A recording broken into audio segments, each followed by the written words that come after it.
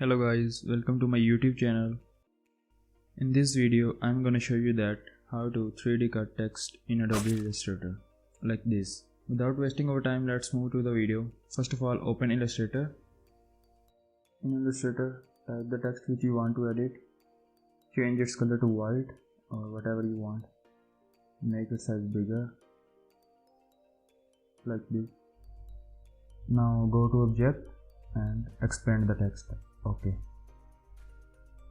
Now go to the shape tool and select line segment tool. Now make a line like this. Select both of them and go to Pathfinder tool and divide them.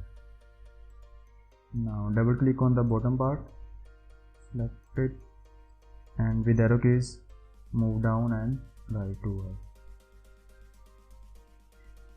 Now select the upward part, go to Effect, Stylize and Drop Shadow. After setting the drop shadow, bring it to front